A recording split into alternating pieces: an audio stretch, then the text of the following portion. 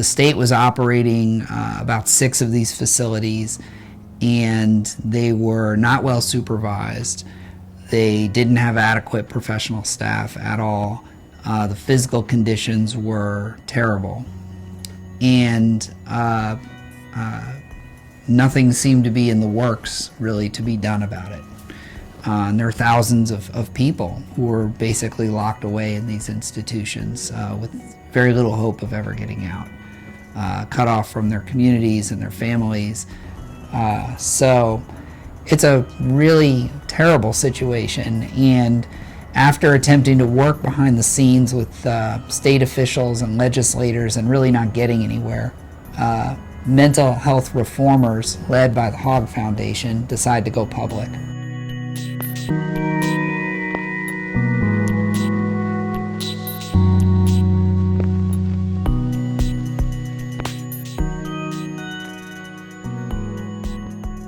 The Hogg Foundation will do a lot of different things during that campaign. They will make a documentary film, in a Strange Land, which kind of dramatizes the situation in the state hospitals. 14,000 Texans today are patients in the 6 mental hospitals operated by the Board for Texas State Hospitals and Special Schools.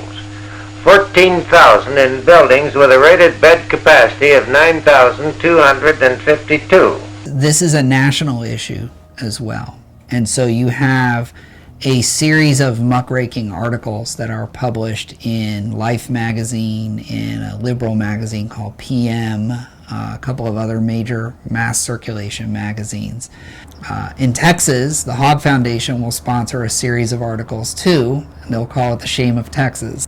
The guy who the Hogg Foundation will hire under the table, kind of, because officially they actually sign a letter with this guy saying that he is not working for the Hogg Foundation to be a public advocate, even though that's what he's doing. But he is a guy who was a World War II vet who had worked for Stars and Stripes and had visited some of the Army's mental hospitals and reported on them. And then when he comes home, he goes to journalism school at UT, and he starts writing about the mental hospitals here in Texas, and the Hogg Foundation awards him a grant to support that. His name was John Porter. But he publishes a series of articles that, with photographs, that portray people being crowded into wards with beds all pushed together, cafeterias with vermin infestation and open piles of garbage. You have people who are being shackled. You have solitary rooms that look like jail cells, and in one case it's because it's actually a converted jail. Some of the facilities had segregated wards for African American patients, and those were in incredibly poor condition with peeling paint and rotted walls, and in some cases mattresses that were so deteriorated on the beds that they were pretty much sleeping on box springs.